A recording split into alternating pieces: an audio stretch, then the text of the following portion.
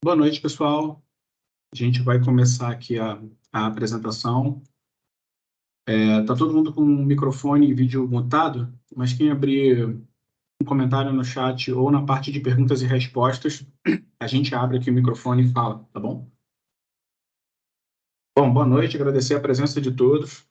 Me chamo Fábio, vou conduzir os slides de hoje. A gente vai discutir um pouquinho sobre estimativas de software e por que isso é tão difícil, polêmico e complicado nos projetos de tecnologia. Para quem não conhece, a IU é uma escola de residência, parte do Grupo ED, que eu vou apresentar rapidamente, onde a gente acelera profissionais no mercado de tecnologia.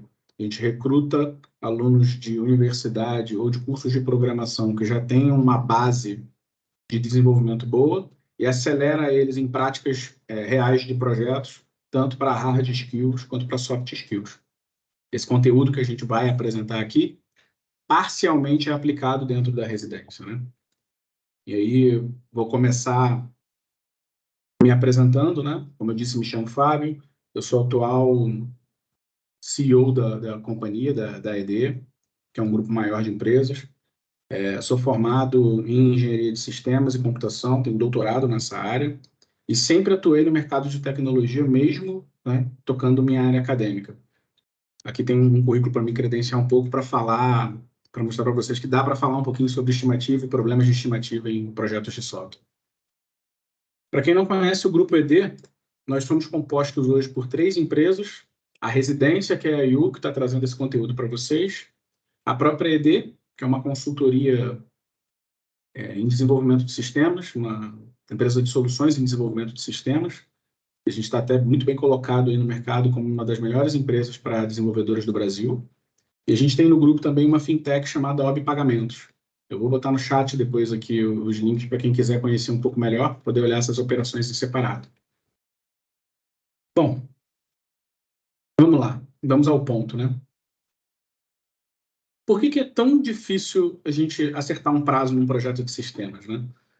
Por que erramos estimativas, às vezes, de coisas simples, como as atividades que a gente cumpre no dia a dia, marcos de um determinado projeto, escopo de um sprint que a gente montou, né? Será que existem pessoas que acertam? Será que outras áreas de conhecimento, de domínio, conseguem acertar, né? E mesmo com tudo isso de problema que a gente tem para acertar um prazo, por que a gente insiste, né, repetidamente em fazer? Para começar essa discussão, né, eu vou fazer uso do significado, né? Primeiro, a gente tem que entender o que é estimar, né? Estimar é tentar determinar um valor aproximado, né? E acho que a chave principal de estimativa está aí, aproximado, né? Quando a gente tenta prever alguma coisa, quando a gente tenta prever o futuro, é o quase certo que a gente vai errar, né? E se a gente partir desse princípio, você já vai trabalhar para diminuir o erro. Você vai começar a tentar criar técnicas para diminuir, se aproximar mais do valor correto, mas diminuir esse erro. Eu acho que quando a gente faz esse tipo de trabalho em projetos no nosso dia a dia, a gente perde esse significado, a gente esquece que no final do dia a gente está tentando prever o futuro. E quando nasceu esse conceito de estimar, né, de ter um planejamento, né? Nasceu na história nasceu junto com medidas, né? A gente usa medidas para estimar e outras ciências bem mais antigas do que tecnologia, como a medicina, como a engenharia civil e outras, eles já têm bastante história, medidas, dados históricos para fazer esse tipo de coisa e ainda assim erram, né? Mas, basicamente, esse conceito nasce de você conseguir medir algo, né? E, a partir daí, a gente pode discutir que se eu preciso de uma medida para poder estimar, né, eu tenho esse problema hoje ferrenho em software, porque medida em software ainda não é algo estabelecido, algo comprovadamente bom, né? O conceito de medida nasceu há muito tempo atrás, eu botei algumas referências aqui, depois eu vou colar alguns links também no chat aqui para a gente falar. Mas, basicamente, o primeiro registro de medida, né, data da Inglaterra em 1668, e foi o metro. Essa é uma medida que parece muito instintiva, comum para a gente hoje, mas ela não é tão antiga assim.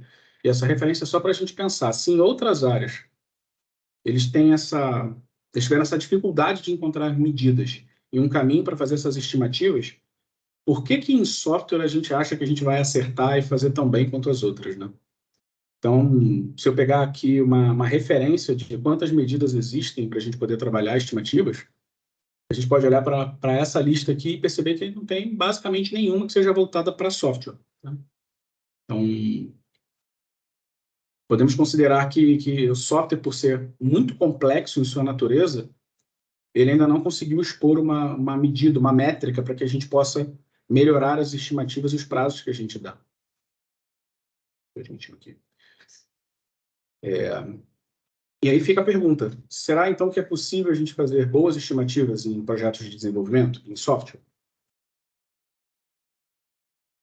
Bom, se a gente mergulha em projetos de desenvolvimento, a gente sabe que existem algumas, né, que já são usadas há algum tempo, algumas décadas, como linhas de código, quantidade de arquivos num determinado projeto.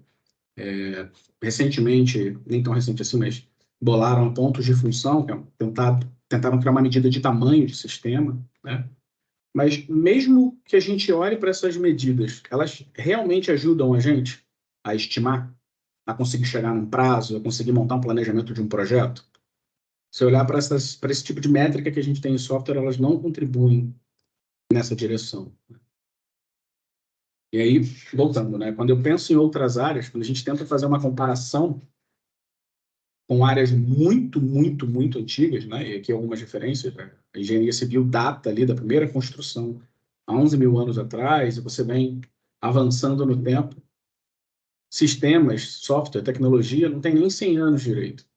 Então, é até ingênuo da nossa parte achar que a gente tem um sistema métrico ou condições de fazer boas estimativas com uma coisa tão recente, levando em consideração que obras atrasam, processos atrasam, operações atrasam. Então, todas as estimativas que são feitas nessas outras áreas ocorrem atrasos com uma frequência muito alta, né? Comparando com sistemas, a gente fica à mercê de pensar o que a gente tem em comum com essas outras áreas que faz com que a gente acerte ou erre, né? E aí, sempre, pessoas, né? Aqui eu trouxe uma brincadeira para mostrar o que acontece em muitos projetos de desenvolvimento, que a gente tem ali um planejamento, né? Bota uma capacidade de um time para entregar determinada quantidade de software funcionando, e acontece isso, né? O pessoal vem batendo cabeça até pertinho do final de um planejamento, e no final do planejamento você entrega tudo. Você corre para entregar tudo, o pessoal faz um esforço maior e faz essas entregas. Mas voltando ao fator comum, o ponto é pessoas. Pessoas fazem estimativas na área de engenharia civil, de medicina, de direito e também fazem em software. Então, o erro de estimar está na nossa capacidade de prever o futuro, que é muito pequena. E aí entra o desafio, né? Entra a questão. Mas se isso é tão precário, se isso é tão frágil, se isso é tão complicado, por que a gente insiste em fazer estimativas nos projetos que a gente toca no mercado, né? E entra uma máxima.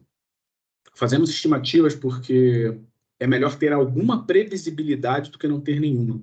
Então, fazendo a metáfora aqui da direção do carro, se você está dirigindo numa estrada no escuro, sem farol, você não está vendo absolutamente nada.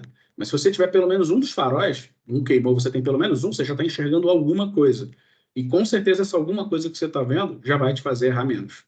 Você já vai esbarrar em menos coisas, já vai evitar um buraco ou outro, vai conseguir desviar de alguns problemas. E é nesse ponto, nessa fuga, que a gente tem que se agarrar. Quanto mais a gente se aproximar, né, diminuir esse erro da estimativa, melhor a gente vai estar dirigindo esse carro no escuro. Então, esse aqui é o ponto principal. E aí eu trouxe aqui algumas coisas de experiência que eu já vi em projetos há mais de 20 anos no mercado, né? Entregando projetos e vendo que fazem a diferença na hora de você fazer uma boa estimativa, né? A primeira delas, definitivamente, é se apoiar numa ferramenta, ou seja, usar algum tipo de artifício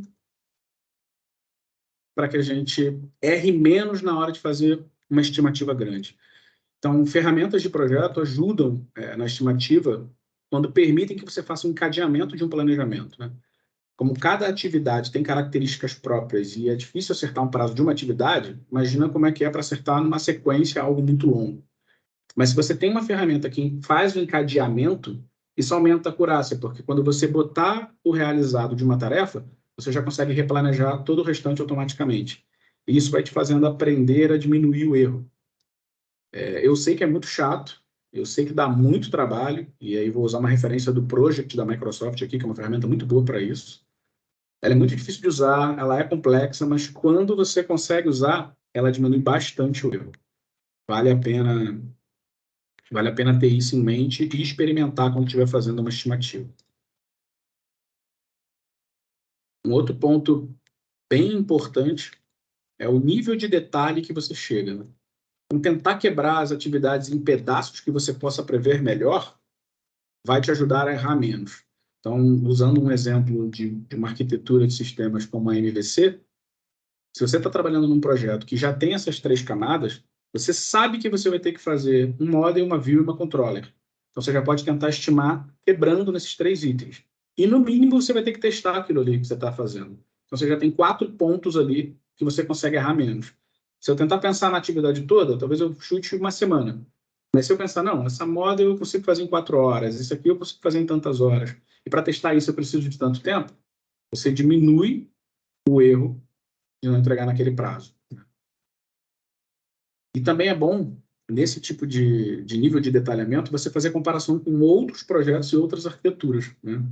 Lembrando que em software, de maneira geral, o erro médio em planejamentos supera os 50%.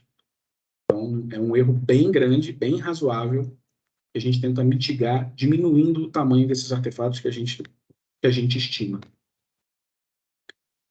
Eu falei um pouco disso agora, mas é muito importante você usar a base histórica do projeto que você está, ou até a sua própria, em cima dos erros que você costuma cometer, das coisas que você costuma subestimar. Então, existe bastante disso na literatura de engenharia de sistemas, né? Existem vários modelos que você pode usar, pegando uma base histórica, aplicar esse modelo e começar a fazer uma projeção, né? Começar a fazer uma estimativa. Todos eles têm um nível de erro, né? Mas eles também têm um nível de acurácia razoável. Quando você pega os dados da sua empresa, do seu projeto, e coloca sobre esses modelos, você consegue errar um pouco menos, você consegue acertar melhor essas estimativas, tá? Ele é válido para você ter algum nível de acurácia para discutir aquela estimativa que você montou.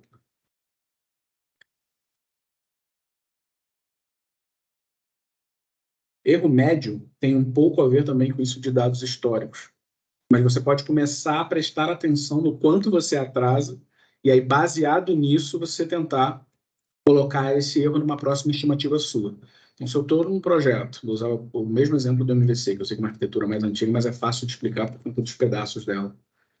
Mas se eu sei que eu fiz uma estimativa ali atrás, falei que em uma semana eu entregava uma tarefa e eu falhei, eu acabei entregando por uma semana e 2 dias, eu já sei que eu posso somar 2 dias na próxima atividade que eu for estimar, no mínimo, para tentar vir trabalhando esse erro e depois chegar numa média e dizer, cara, na média eu acabo errando 2, 3, 4 dias, e é isso que eu tenho que colocar nas minhas estimativas para diminuir esse erro, para conseguir chegar nesse ponto de calibragem. Assim como dividir as tarefas em pedaços menores para fazer uma boa previsão, outra coisa bem eficaz que você pode fazer é determinar fronteiras. Então, se você vai fazer uma estimativa, você pode colocar algumas premissas para fazer aquela estimativa, né? Isso é muito pautado no esforço de testes. Quando você vai testar alguma coisa, na maioria das vezes você pede um conjunto de dados ou pede o funcionamento, a documentação do que precisa ser testado. Testar é muito caro. E se a gente não determinar as fronteiras do teste, você vai gastar muito no projeto para ter um resultado parecido com esse do Desenhando Fronteira. Então, é a mesma dica. Olha, se eu vou criar uma classe, o que eu preciso para criar essa classe? Quais são as premissas que eu estou colocando na minha cabeça que eu preciso deixar claro para quem está pedindo a estimativa, que se eu não receber aquilo, eu vou falhar na estimativa que eu estou dando. Isso é bem importante até para numa reunião de discussão com usuários ou numa reunião de Agile, onde a gente está em time fazendo ali a ponderação, colocar essas premissas para o time para que todo mundo possa raciocinar e juntos chegar numa estimativa legal. Bate com a determinação de premissas, né? Acabei falando os dois bem juntos, né? Um ponto de curiosidade, né? É que várias métricas vêm sendo propostas durante o tempo, principalmente com a chegada dos métodos ágeis, né? E aí fica aí a pergunta. Essas métricas, por exemplo, funcionam, né? Nós sempre medimos em cima de um planejamento que é uma percepção do que a gente tem que fazer para poder entregar, né? Que é estimativa versus a realidade, né?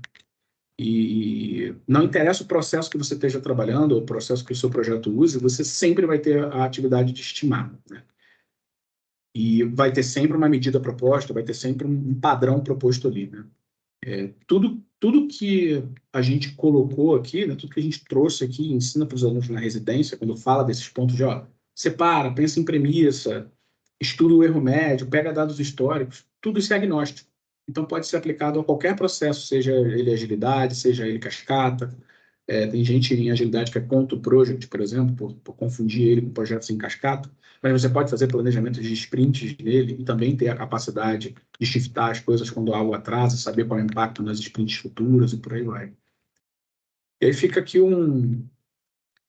uma última lembrança, né, um último recado, que no final do dia é isso, estimar é sobre diminuir o erro, fazer uma aproximação, uma previsão do que a gente precisa entregar, mas que a gente vai errar aquela estimativa e que a gente tem que estar pronto para melhorar para a próxima e corrigir aquilo o mais breve possível dentro da tarefa, dentro do projeto, dentro da sprint que você está trabalhando. É um conteúdo bem pequenininho, pessoal, para não prender a noite de ninguém. Aqui é um formulário de feedback sobre o conteúdo desses slides e a apresentação em si. Quem quiser trocar um papo comigo, fazer alguma pergunta, eu estou à disposição. A gente pode fazer um Q&A aqui e trocar umas ideias. Obrigado aí por todo mundo que participou. Deixa eu abrir o Q&A aqui. Leandro, você está por aí? Opa. Vou dar um stop aqui que eu não estou vendo nada.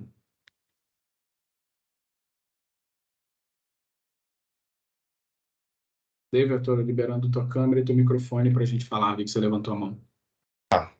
Beleza, obrigado, Fábio. Excelente, cara, excelente conteúdo e comercialmente falando, né, no que me toca, é sempre um enorme desafio comercial a gente conseguir gerar as propostas baseadas nessas dificuldades, né?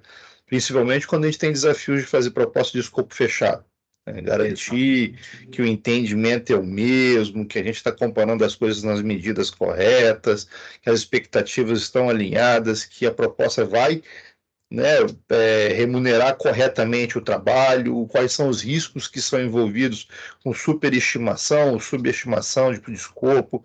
Não é uma coisa simples, cara, mas aí compartilhando mesmo com você e com todos que estão aqui com a gente, quão complexo é essa tarefa, né? Mas aí os cabelos brancos ou as faltas de, né, né, Fábio? Ajuda a gente um pouquinho nisso.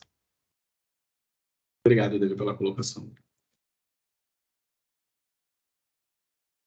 Fez um comentário do QR Code. Leandro, pode colar o Leandro colou o link no chat, pessoal, para o formulário de feedback. Alguém tem mais algum ponto? Alguém quer fazer uma pergunta, botar alguma colocação?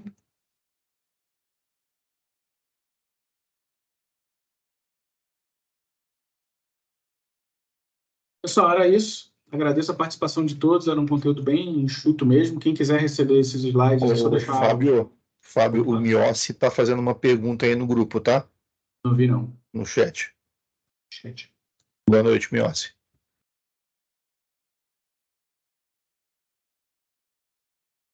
Miossi, boa noite. Vou abrir seu microfone aqui para ficar mais fácil para a gente trocar.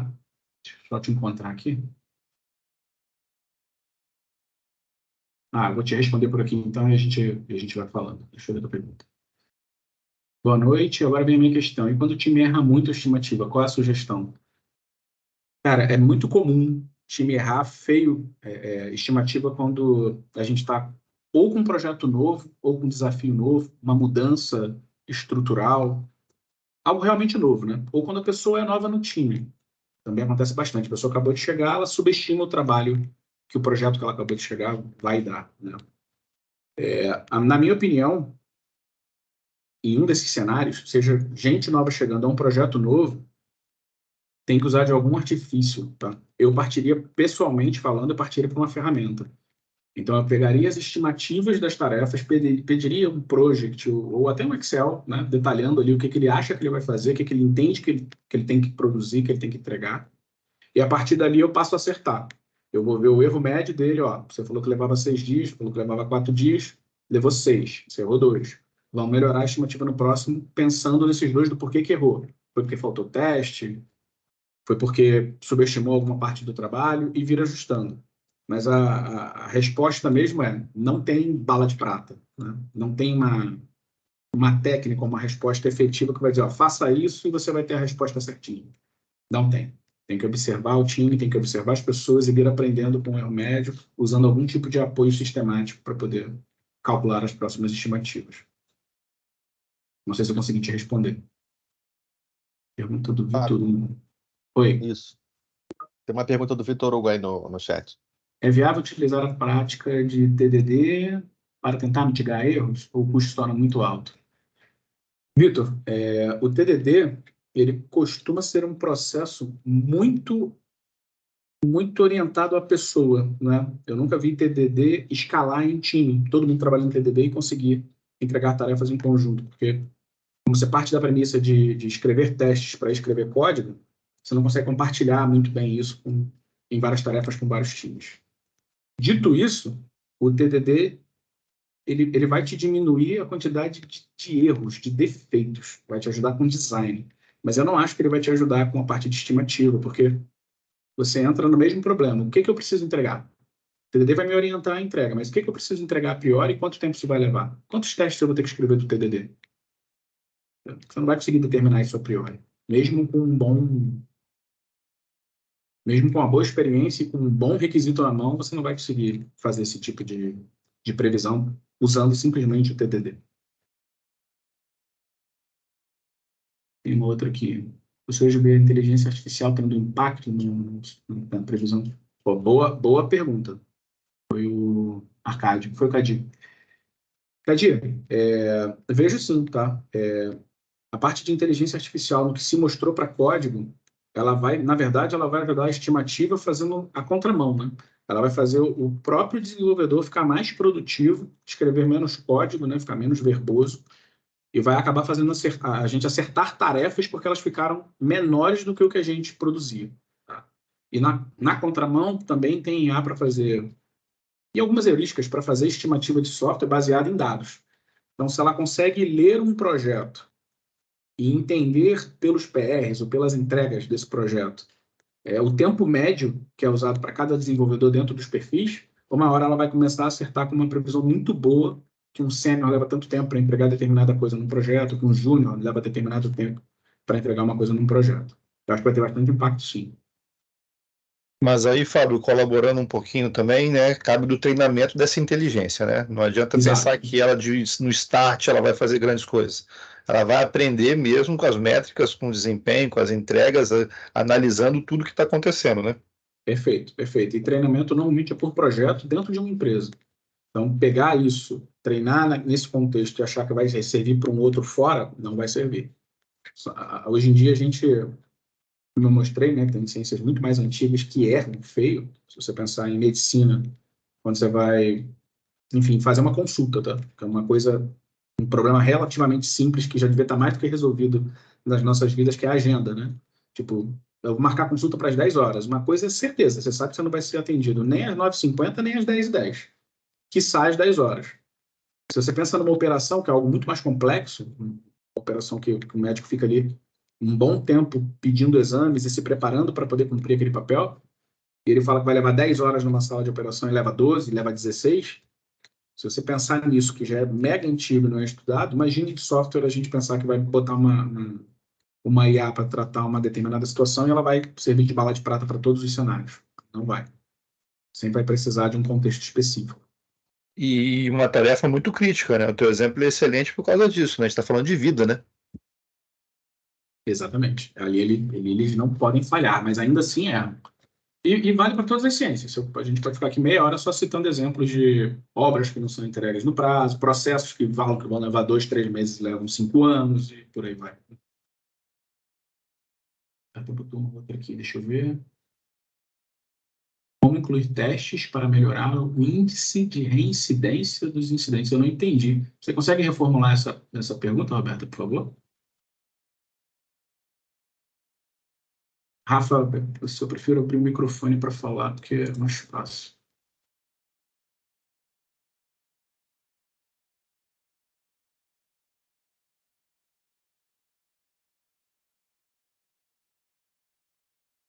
Fabrício, o microfone, você fica à vontade para fazer seu comentário.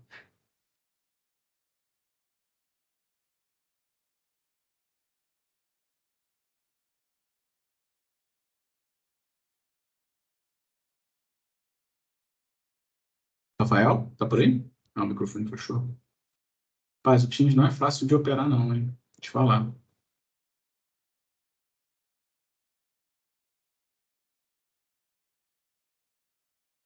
Pronto, Rafa.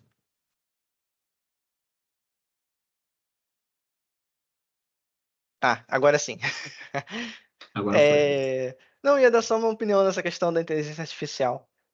É o seguinte, que você pode botar, por exemplo, a pessoa mais técnica possível do mundo, que sabe desenvolver muito rápido para um software.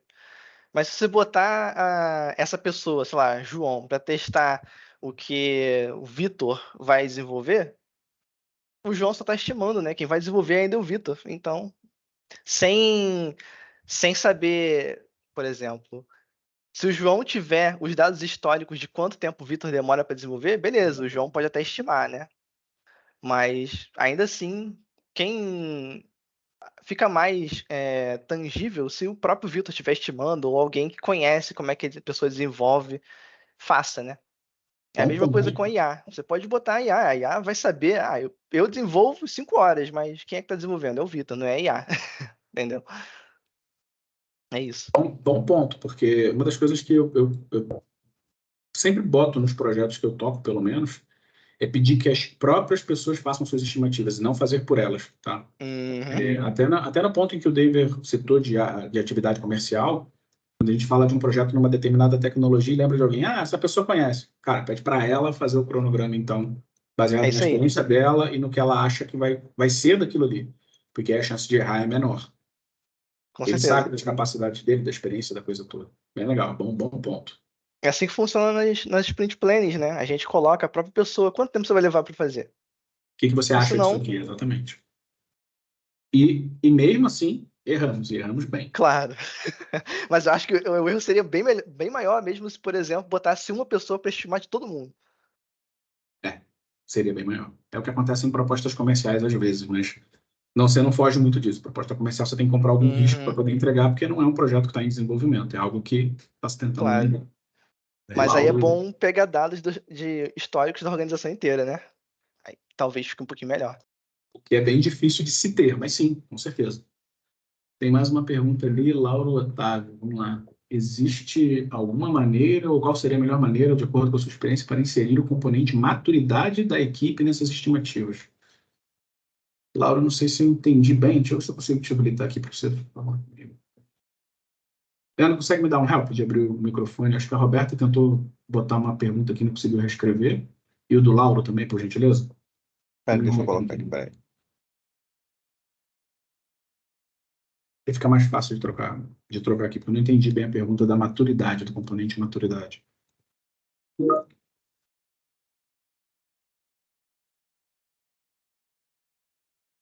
O Lauro já está aberto. Lauro, consegue falar? Opa, boa noite. Tudo Boa bom? noite, tudo bem? Repete para mim a Certinho. pergunta, por favor. Na verdade, a pergunta era um pouquinho viés mais de perguntar sobre a experiência de cada membro da equipe, sabe? Eu acho que foi respondido um pouco na explanação anterior. Até do componente maturidade, eu disse, eu estava me relacionando à parte de, às vezes a equipe ela é formada por plenos, júniores, sêniores, e você tem um nível de capacidade de cada componente da equipe, né? Às vezes, até o que você falou ali, de a pessoa é nova dentro do projeto e acaba não tendo a mesma capacidade de estimar exatamente como seria aquela tarefa. A maturidade seria mais nessa parte de, pode ter uma reunião que, de repente, um júnior não estava e o júnior vai ser uma pessoa responsável por desenvolver uma parte do projeto. Essa parte do projeto ela foi estimada para o júnior, ela foi estimada para um pleno, ela foi estimada para um sênior. Seria mais ou menos nesse sentido a pergunta, sabe? Entendi. Quando você cita maturidade, na verdade, você está trazendo um pouco da experiência, né, da carga de experiência daquela pessoa, né, frente a isso poder fazer diferença, mas esse componente da experiência, né, você vai refinando com o tempo, mas eu acho que você pode mitigar um pouquinho desse ponto, pedindo que a própria pessoa faça a estimativa, como o Rafael e eu estávamos discutindo agora, e aí, independente do perfil dela, ela vai ser obrigada a apresentar isso, e como pessoas, né, como seres humanos, a gente tem uma tendência a repensar o que a gente fala, né? Quando a gente pensa só e bota no papel uma coisa, mas quando a gente fala sobre aquilo, se torna outra coisa. E aí, mesmo um júnior, um pleno, um sênior vai ter a capacidade de entender os números que ele está dando e fazer uma revisão ali em tempo de apresentação. Então, mesmo que ele não esteja numa reunião e algo foi apresentado para ele, mesmo com o problema de subestimar, né, ele vai ter que mostrar um raciocínio para chegar naquela estimativa. Isso já vai ajudar bastante, que é aquele encadeamento. Se eu pensar em software legado, ou pensar numa coisa que tem algum tipo de arquitetura por trás, eu posso pegar essa arquitetura, pedir para ele detalhar como é que vai ser essa atividade dentro desse arcabouço e ser crítico, bater o olho e falar, cara, faltou a model no caso do MVC, você não está botando teste aí. Você já parou para pensar que vai ter que homologar com o usuário pelo menos 2 horinhas, vai ter que abrir o Teams com ele, bater um papo com ele e fazer isso? E vai por aí. Mas, definitivamente, a experiência faz bastante diferença. Quanto mais experiente você fica, menos você erra essas estimativas. Então, o áudio da Roberta está aberto, Fábio. A Roberta. Berta, tá por aí? Não. Estou aqui, pessoal. Boa noite. Tudo bem? Boa noite. Aqui para digitar. Não consegui mais digitar no chat. Minha pergunta era muito voltada a legado, Fábio. Quando eu falei de sustentação de aplicações, a gente tem hoje um cenário, não, né? Eu tenho um cenário aqui, eu tenho muitas aplicações legado, né? E o erro, eu tenho muita incidência de erro com estimativa dos ajustes desses incidentes. E você falou que um dos principais fatores de erro são pessoas. Eu acho que a gente erra muito pela colocar um peso indevido nessas correções. Então, a gente erra tanto para estimar projeto, mas a gente também erra nas correções do incidente. Entendi. O ponto é, se a gente consegue fazer, aí não se tratando de projeto, mas se a gente consegue fazer alguma forma de testes para a gente garantir que minimize essas incidências. Estou falando muito de legado, não de projetos em si. Entendi. Obrigado, Roberta. Projeto legado é um desafio por si só, né? E aí, eu tenho um sócio aqui na ED, o André, que já diz o seguinte, né? Você terminou de escrever, comitou, o código está legado. Você já tem código legado ali, você já está lidando com algo que já ficou velho. Mas o ponto do teu questionamento é pressão por prazo sempre vai te fazer falhar, seja o que for, né? Não só a estimativa, como também a qualidade do que você está trabalhando, a qualidade do código que você fez, ou até da tarefa como um todo. E incidentes normalmente tem isso, né? Já vem com uma pressão por prazo muito grande. Toda a nossa área é assim, mas incidentes em especial são mais. Testes é uma das atividades mais caras na engenharia de software, né? Tem alguns estudos parrudos de laboratórios da NASA, inclusive, dos softwares que eles escreveram durante as 4 últimas décadas, em que eles apontam que assim, 60% a 70% do custo deles é testar o software. Então, dizer para você que botar um grande arcabouço, né, fazer um grande teste em volta de um legado é a solução? Pode, vai te dar uma eficácia muito boa, mas é muito, muito caro. E aí você tem que pesar, né? Você tem que fazer aquele threshold entre entregar num prazo razoável ou testar muito aquilo para poder entregar com muita qualidade. Normalmente só se faz isso em softwares de missão crítica. Tem mais uma pergunta do Arcádio, 1937. Lei de Price se verifica. Abre o microfone dele também, por favor, Leandro. A lei Peraí, de deixa eu Price abrir aqui. verifica se integramentos estimativos, os modelos integramentos incrementais do trabalho. Pô, complicou a pergunta, hein? Caprichou. Vai lá. Cadinho, microfone aberto. Boa noite, Fábio. Boa noite, tudo Beleza. bem? Então, essa questão da lei de Prince, né? Metade dos funcionários entregam, raiz quadrada dos funcionários entregam metade do trabalho. Ela se verifica numa equipe grande e essa estimativa entra nos cálculos. Esse princípio entra nos cálculos das estimativas do desenvolvimento do prazo de software. É um bom ponto, tá? Eu nunca vi nenhum estudo correlacionando essa lei com qualquer artefato de software, com qualquer tipo de projeto de software.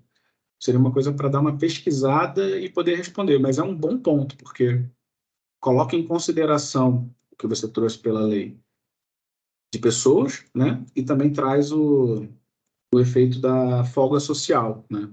Porque uma das coisas que acontece em software que ainda é alvo de estudos, ainda está em discussão, é o fato de que quando você está sozinho entregando uma tarefa, se sente responsável por ela, você dá um determinado gás.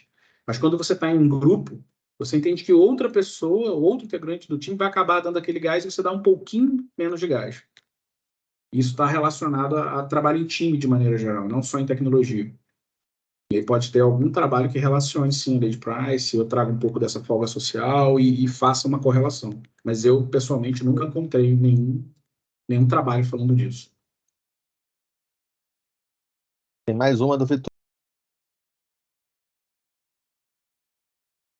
Abre o microfone dele, acho que é mais dinâmico se perguntar aqui, porque estamos escrevendo pra caramba. Olá, boa noite. Estão me escutando? Sim. Sim, Opa. tô vendo. Boa noite, pessoal. Tudo bem? Eu sou desenvolvedor bem júnior ainda, estou na faculdade, inclusive estou no programa de residência da IU. E aí vocês estavam boa. falando sobre... Muito legal, muito bom, inclusive, aprendendo bastante coisa. Boa, Vitor, boa.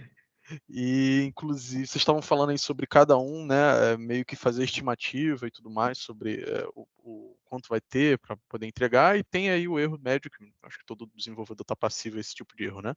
Mas eu, assim, como sou um júnior, sou bem novo, às vezes eu não conheço tão bem a técnica, não tenho tanta experiência, queria saber se tem algum guia, algum senso geral assim de tal artefato, tal método, vou ter que desenvolver tal coisa. Existe algum indicativo para nem a pessoa, algum material já pré-desenvolvido para nem você estimar um tempo muito curto, nem fazer uma estimativa muito longa, principalmente para quem está começando, né, que não tem nenhuma ideia mais ou menos de como vai estimar, o que vai fazer, se eu vou ter dúvida quando eu estiver no meio do desenvolvimento, acho que minha preocupação é mais essa, né? Errar eu sei que vai errar, mas tentar reduzir um pouco esse erro, né? Não, legal, bom ponto. Vamos lá, existem, tá? São eficazes? Não, a margem de erro é muito grande. Então, eu citei ali durante a apresentação, posso depois passar algum material, Vitor, através do Paulo ou dos professores, tá? Que vai te mostrar esses modelos de estimativa em software. Mas como eles precisam ser muito bem calibrados para a realidade de um projeto e para o próprio desenvolvedor, para as capacidades daquele desenvolvedor dentro daquele projeto, a margem de erro costuma ser superior a 30%, 35%. Então, ela ainda é muito grande para eu te dizer, é uma ferramenta que você pode se apoiar para diminuir. Você vai normalizar o erro, né? Você vai conseguir começar a errar sempre na mesma dimensão, mas não vai te garantir reduzi-lo além do que o modelo se predispõe, tá? E esses modelos, eles não funcionam ainda porque não existe dado histórico suficiente em software, em tecnologia, para a gente fazer boas predições, tá? Como eu mostrei nos slides, assim, a gente está numa área, pessoal, que é um bebê, né? Tem 76 anos. E a maior parte dos códigos do mundo são privados, não são abertos para que a gente possa estudá-los e trabalhá-los. Mesmo os abertos, eles não seguem um rito de projetos de mercado privado. Então, se eu pegar projetos open para tentar estudar e montar um modelo de estimativa, por exemplo, eu vou falhar, porque tem particularidades do mercado privado que não vão estar ali. Então, infelizmente, o alento, Vitor, hoje procurar um sênior, discutir a tarefa com ele, conseguir dele algum aval em relação à estimativa que você tem. Colocar isso no Excel e dizer, vou fazer primeiro esse ponto, vai levar tanto tempo, vou fazer esse ponto, vai levar tanto tempo, depois esse, depois esse, depois esse, com esses tempos. Sênior do meu time, o que tu acha? Você acha que está muito, acha que está pouco? E com a experiência dele, ele vai conseguir te orientar melhor, na minha opinião, do que um modelo desse. Show de bola. Basicamente é tentativa e erro e experiência, né? Experiência. Show de bola. Fábio, o Igor levantou a mão. Opa, Perdão. desculpa. Pode falar. Fala aí. O Igor levantou a mão. Tá com Oi, Igor, boa noite. Tá vendo? Boa noite. Então, eu queria adicionar, cara, que isso aconteceu bem recente comigo. Eu sou júnior aqui, eu trabalho com o Rafa e tal. Legal. O último projeto, nossa, errei muito, muito, muito feio a estimativa. E nesse outro teve algo parecido, né? Que foi criar um componente novo. E a partir daquilo, o Rafa até me ajudou bastante na hora da estimativa, conseguiu me dar um tempo médio que bateu praticamente certinho na estimativa que fizemos agora. Foi 40 horas, sei lá, passou 3 horinhas, 2 horinhas ali, mas também porque eu peguei outro bug que não tinha nada a ver com o que eu tava fazendo. Nem foi a gente. Acabei pegando lá, demorou um pouquinho mais. Mas eu acho que o que eu recomendo para quem tá começando agora, que pelo menos eu, quando eu comecei aqui na ED, não cheguei a estimar nada. Geralmente já tinha uma estimativa feita e eu tava com o sênior me ajudando. O que eu recomendo, que nem se passou na minha cabeça, né, não tinha experiência nem nada, é você mesmo na hora de desenvolver ali, mesmo com a ajuda do sênior e tudo mais, você começar a contar, poxa, esse certa coisa aqui, um componente novo que eu tô criando, quanto tempo demora mais ou menos para fazer? Ah, essa biblioteca que eu conheço, já não conheço. Pô, se eu não conheço, quanto tempo eu demorei para fazer? Ah, já tem uma familiaridade? Quanto tempo eu demorei porque eu conheço? Então, acho que isso aí vai ajudar bastante no futuro, quando vocês forem estimar, quem estiver começando agora, né? Acho que é uma dica aí que, se alguém tivesse me falado, eu estaria bem melhor na hora de estimativa aqui. Perfeito. Muito bem colocado, Igor. É isso mesmo. Tua experiência vai melhorando, você vai acumulando dados históricos e calibrando seu modelo mental para fazer as estimativas. É isso mesmo. Você começa a aprender fatores que fazem a estimativa ficar um pouquinho maior, né? Tipo, você não conhecer. É isso aí. Tem mais alguma pergunta? Tem uma pergunta do Leandro Marques. O áudio dele já está aberto já. Leandro, boa noite. Fala aí, Fabinho. Tudo bem com você, rapaz? Tudo bem? Fala comigo. Rapaz, tempo que eu não falo contigo. Sim. Rapaz, você acredita e você conhece alguma IA generativa que pode ajudar a gente a calibrar essa estimativa de um time que já esteja consolidado? Não conheço, Leandro. E não sei se a generativa vai conseguir andar nessa direção, tá? Porque, pelo menos pelos testes que eu fiz e pelos poucos artigos que eu li sobre o assunto, então vou dar uma orelhada aqui, ela não era muito boa quando você vai para alguns problemas matemáticos, quando você vai para uma área mais exata, tá? Ela falha. Então, se ela falha em aritmética básica, a chance dela fazer uma estimativa que é algo bem mais sofisticado, eu acho que é baixa, acho que é bem baixa. Uma IA para fazer isso seria realmente um modelo treinado em software para fazer estimativas. Seria numa outra direção. Eu pensei em ponto de função, mas ponto de função, às vezes, a gente erra a beça também. Ponto de função é uma medida muito de alto nível, né? E que não é confiável. Então, usando um exemplo bem básico, se eu fizer uma contagem de pontos de função em cima dos mesmos requisitos que você, o meu vai sair um número, o seu vai sair outro. A gente nunca vai acertar exatamente a mesma quantidade de pontos de função lendo os mesmos requisitos. Então, não é uma medida que eu consideraria para fazer estimativa. Posso até brincar com ela para falar de tamanho de software, né? 20 pontos de função, 30 pontos, mas para dizer que tantos pontos de função leva tanto tempo, eu não iria nessa direção, não. Deixa eu dar uma ajudinha aí também, Fábio, se você me permitir. Ponto de função é tão complexo que em contratações de setores públicos, órgão público, eles praticamente te obrigam ou a você ter um profissional certificado para contagem de ponto de função daquilo que foi desenvolvido, ou você contratar em 2 lotes, onde uma empresa desenvolve e a outra conta o ponto de função da empresa que desenvolveu. Por aí você já percebe a subjetividade da coisa. É isso aí. Sim. Isso aí eu conheço de perto. Eu falei da generativa justamente por isso, que a generativa, como eu tenho visto por aí, né, avaliando vários cenários diferentes, assim, baseado em contexto, né, aí se tivesse alguma coisa já que ajudaria isso baseado em contexto, que realmente a parte matemática, como o nosso amigo David falou aí, ela é muito difícil porque ponto de função exige essa questão da subjetividade e, teoricamente, a matemática daquilo ali, mas... É isso aí, exatamente. Obrigado aí, rapaz.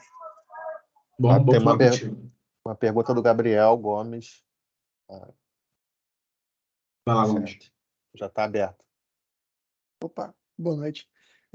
A minha pergunta tem a ver com uma realidade que eu encontro no dia a dia, mas já encontrei também em outros times, conversando com outras pessoas, que tem uma espécie de um desencontro que eu percebo entre uma metodologia mais ágil e uma expectativa de pessoal de negócio ou de direção.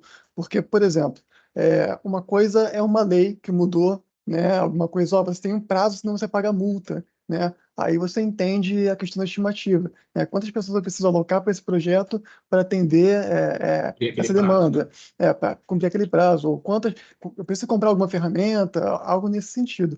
Mas eu percebo que muitas vezes é simplesmente uma questão de previsibilidade a nível de tomada de decisão. Ou seja, você ajuda um no outro departamento, né? Eu ajudo um outro departamento se eles souberem em que ponto de desenvolvimento que eu estou, né? Só que isso acaba virando uma data fixa, né? Isso acaba virando então você tem que entregar dia 30 de dezembro, né? Sendo que, na verdade, talvez atenderia a algo como me diz em qual por cento de desenvolvimento, que você está, né, hoje, e qual você acha que estará daqui a uma semana, e com qual como eu posso dizer, com qual porcentagem, né, de garantia você tem essa segurança. Porque no dia a dia eu percebo que a gente tem esse desencontro onde, de um lado, pessoas fazem questionamentos de, olha, qual a data de entrega, né? Vocês estão atrasados, vamos tentar entregar em tal período. Mas, do outro lado, você ouve de desenvolvedores, agilistas, arquitetos, falando sobre metodologias ágeis, onde eles falam, olha, não existe um prazo fixo, se o mercado for em outra direção, você tem que mudar, né, a sua direção também, você não pode ficar numa caixinha, né, todo rígido dessa forma, você tem que ser mais flexível, adaptar a mudanças, e eu vejo um desencontro muito grande, né, entre esses dois mundos, né? Como é que a gente lida com isso, entendeu? Essa que eu acho que é a maior dúvida, né, de como é que ele lida com esse desencontro. Esse desencontro, ele é natural porque a agilidade chegou como se fosse uma bala de prata, né, no mercado há algum tempo, como se a gente pudesse adotar um conjunto de princípios e práticas e eles resolvessem todos os problemas de software do mundo. Chega a ser ingênuo, né, se a gente pensa dessa maneira. Mas o ponto é, todas as áreas de conhecimento falham em estimar. Se você já tiver isso na largada, se você souber o que é o ato de estimar, que é fazer uma aproximação possível de uma data, né? Tentar prever o futuro e fazer uma aproximação. Frente ao fato de que a sua chance de errar está mais para 100% do que para 10%, você já vai conseguir argumentar melhor sobre esses problemas com os seus clientes finais. E vai conseguir com que isso não fique escrito numa pedra, né? Acho que esse é o principal ponto, é saber argumentar sobre essas coisas, porque esse problema sempre vai existir, todo mundo vai querer para ontem, todo mundo vai querer, quando você der um prazo, ele seja religioso, né? Está escrito numa pedra e você vai ter que cumprir e acabou. E se você não souber administrar essa situação, você sempre vai se frustrar na área que for. Advogado dá prazo, médico dá prazo, engenheiro civil dá prazo, nós damos prazo, todo mundo dá prazo. O Alessandro é o famoso, na prática uma coisa, na teoria é outra, né? Exatamente, Alessandro.